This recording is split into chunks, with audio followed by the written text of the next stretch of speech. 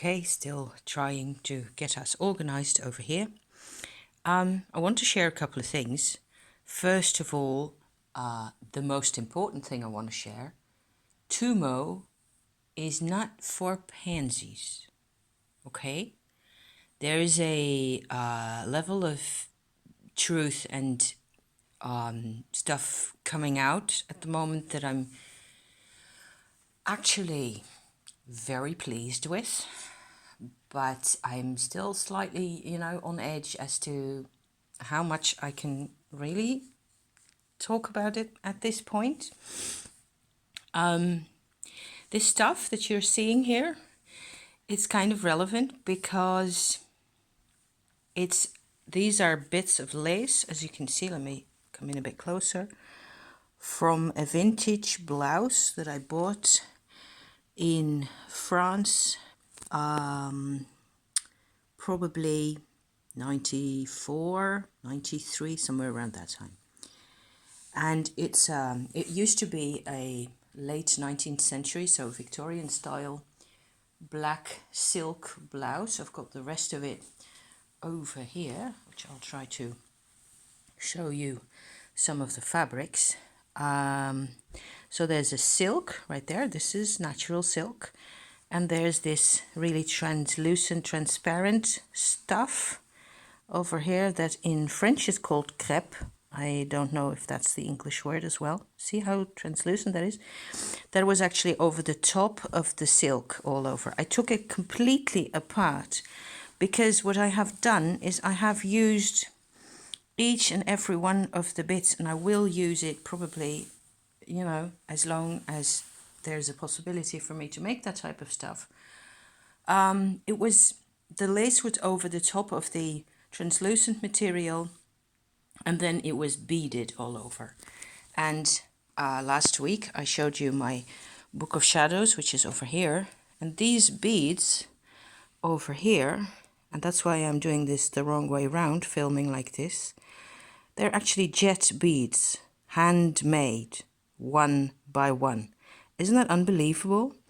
And I just felt that, the blouse in the shape it was in, it wasn't going to be any use for me. I couldn't wear it. It was really hot to wear, I remember. I think I put it on once. And it was fairly small.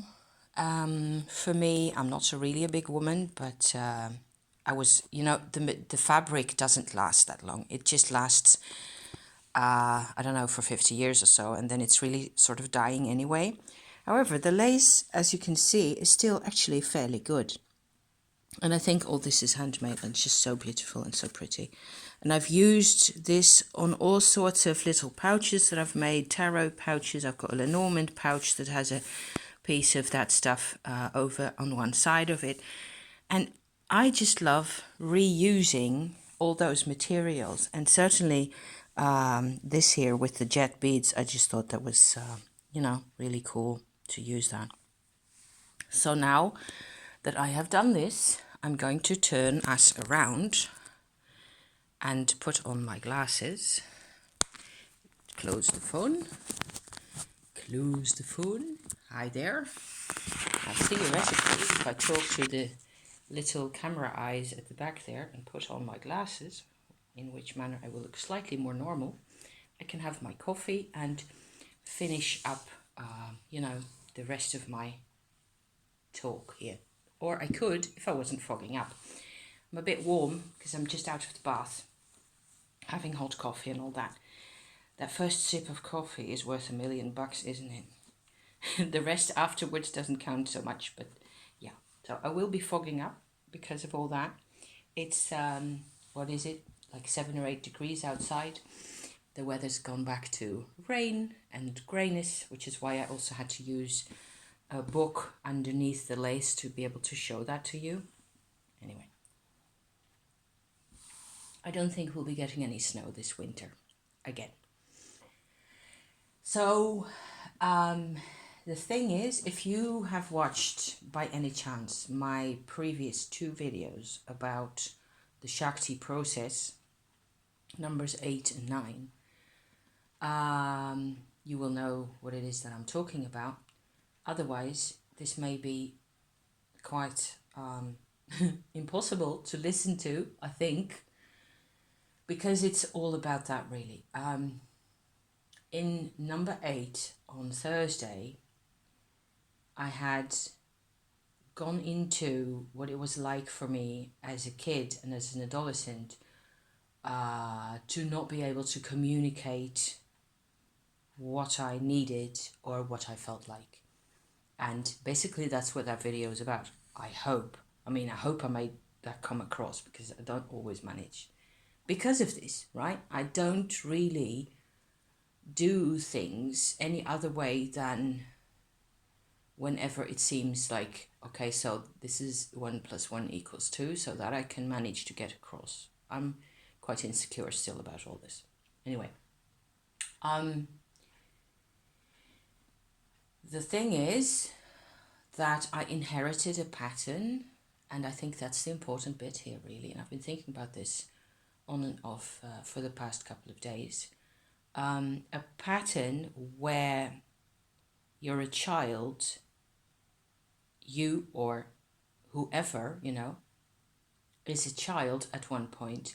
The child is different from the parents. Yay, hallelujah, how extraordinary is that? Not at all, I would say. Okay. But you, in situations where there's already a lot of trauma, the kid gets treated like they're intentionally evil. Okay? So that's what I had internalized inside of me. And I am still feeling a bit fragile. I'm feeling loads better now. Now that I'm actually doing this also. I think I have managed to reclaim this part of myself. And it was quite an interesting, simple process really, where I realized I was feeling really miserable, and I'd done all this Shakti and Tuma work and all that, and I've been hammering away at myself with these vibrations, which are really powerful, and it feels really good, like I've said a couple of times already. But at some point there was just this strong notion, like it had been buried in my cells somewhere, that came out, that that there is a part inside of me, no matter how blah I try to think or try to control or whatever, and probably because of all those things, in brackets, there's a part of me that cannot be helped or reached by compassion. A part that is sort of immune to compassion. Then you're stuck, right? Because normally in certainly any completion process type work, you would think, okay, so there's this part, it's probably, defending itself and hurting and inside and so on. So I just have to throw as much compassion at it as possible and be patient and be, and care for myself and self-care and self-love and all that. All really good things. All those things that also apply when you're dealing with somebody else outside yourself, right? It just applies the same. So I was sort of sitting there looking at, so there's this part that's immune, okay? And for some reason, it was really weird. Just thinking that, just realizing that there was a part inside of me that was supposed to be immune. It thought of itself as immune. Nothing's that definite. It doesn't really work that way. It's just an idea, okay? Just realizing that there was this part of me that had this, let's call it a stigma or a sticker, on its forehead saying, I am a demonic child. I am beyond love. I cannot be loved, I cannot be helped. I don't know which one of those two I inherited this from, or whether I just didn't inherit it from the lot of them, including their parents, all of them, and their parents. I think that is actually the case. So, good Lord. So letting in the darkness is what this is about. Hence also the black shirt and the old lace and reusing old beads that are jet beads. Jet is a mineral that's actually found on the beaches in England, it appears. I don't think I've found any on the Dutch beaches, although that should be possible. I've found coal and stuff like that, but not jet, I think. Jet is very shiny. And it has all sorts of interesting mineral properties. Maybe I can find a link and put that in the description for you crystal enthusiasts, you know. But the thing with that ring on top of my grimoire, my Book of Shadows that I wrote the whole Tumo process in first before doing my video, what was it, Saturday? The ring was something I envisioned of like having this huge big contrast. And it's like my symbol for that hidden part of yourself, the hidden world that just hasn't been granted access. Okay, let me put it that way.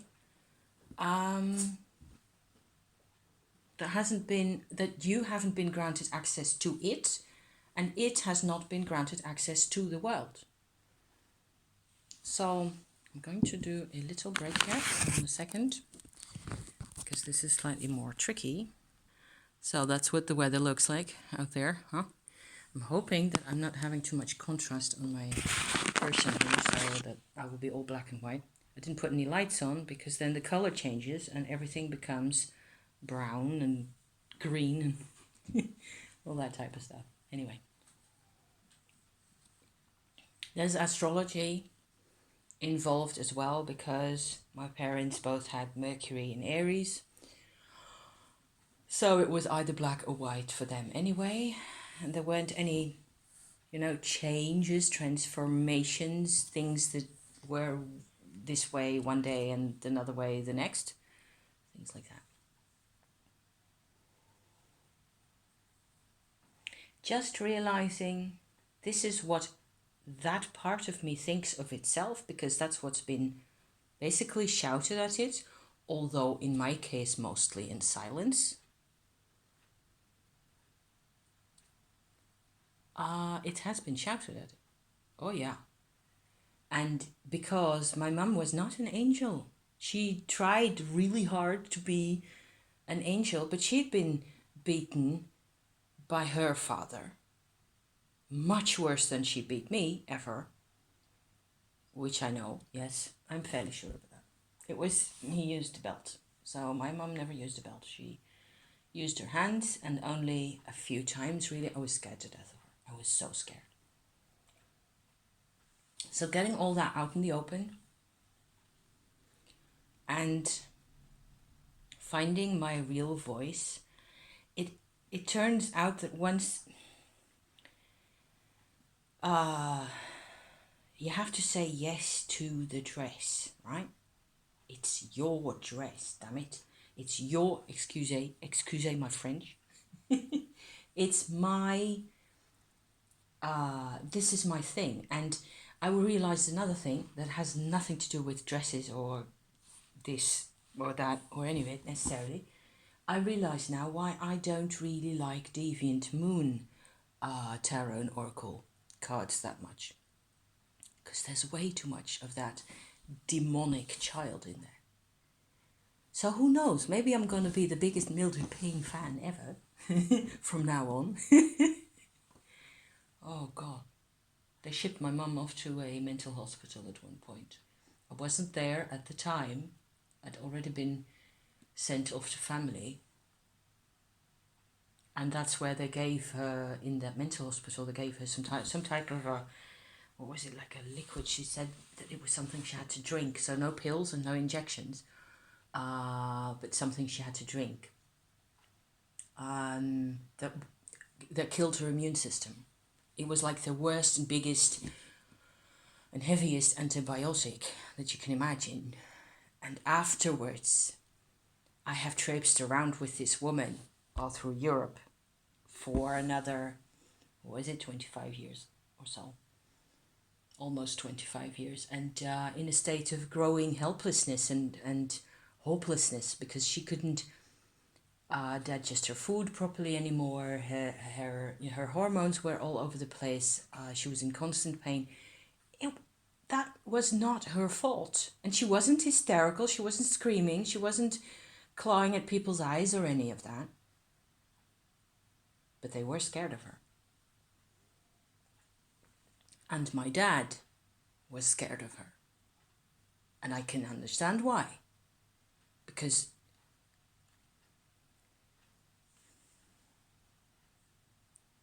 I'm so hard trying. My tool is don't ever just blame it all on one person. Okay? Because then you're not going to get anywhere.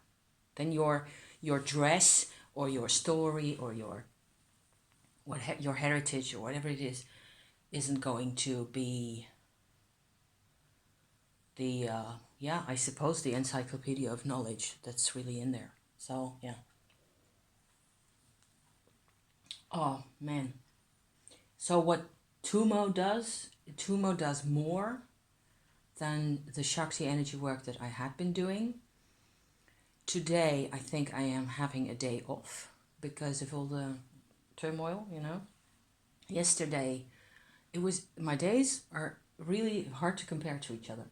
I had a really nice day on Saturday where I posted my video about the Tumo process, and I was happy because it was, I thought it came together really well, and I, got the story together and managed to sort of convey the process to you guys.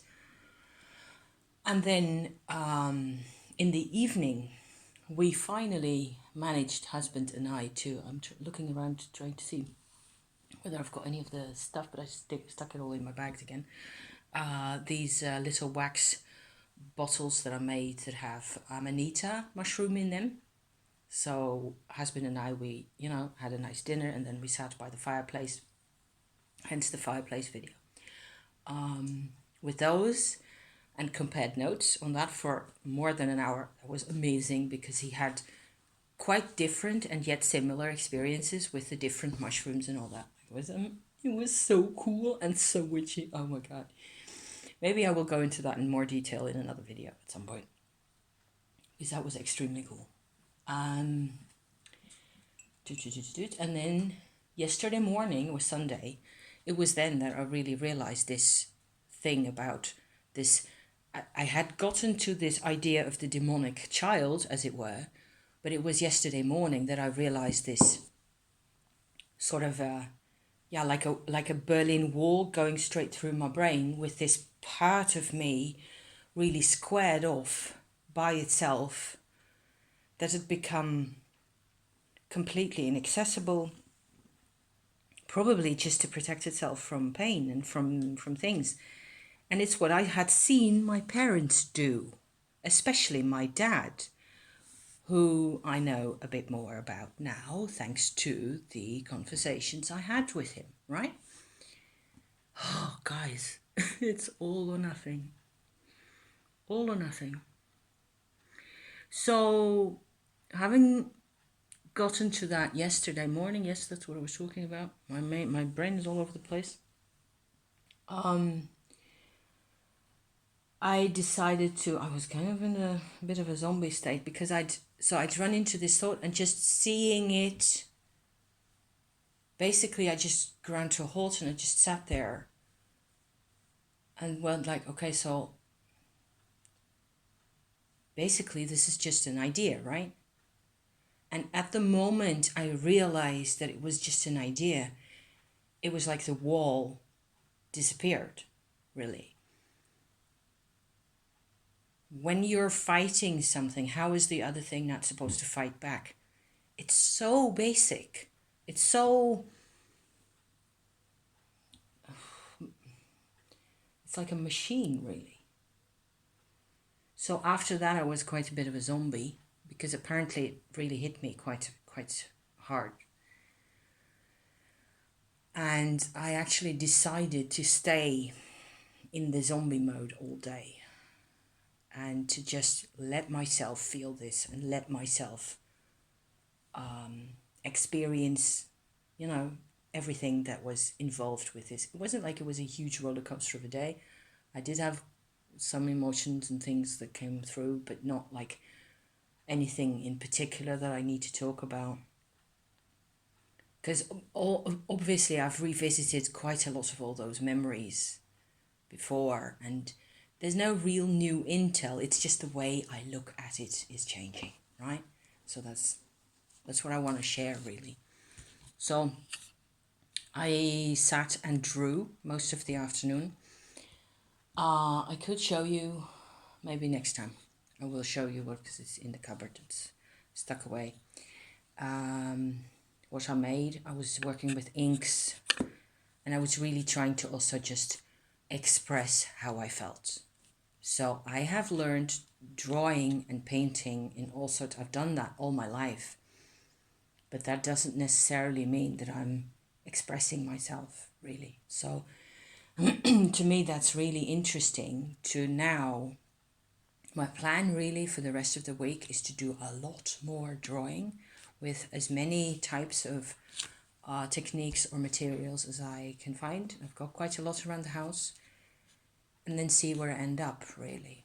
Because maybe I'll be doing more with inks, really, because that was kind of really satisfying. And I get these like almost abstract textures and things that's kind of neat. So yeah, there's lots more I can do with that. And looking at the lace, and I was looking at Iris van Herpen. If you don't know who she is, you can Google her. I'll put a link to a recent video of hers in the description as well. She is Dutch, a fashion designer. Makes these crazy things. It's gorgeous.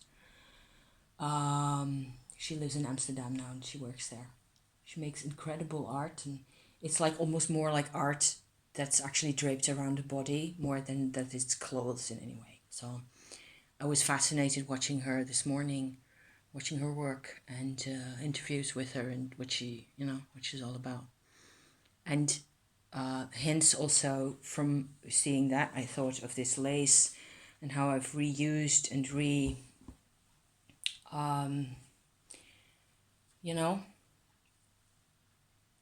this is still so strong. It's 100 years old. It's probably more than 100 years old. And it still doesn't tear just like that. See? Isn't that crazy? So hence the, into all the texture bits and things. And sometimes that's just what you need, just to be messing around with.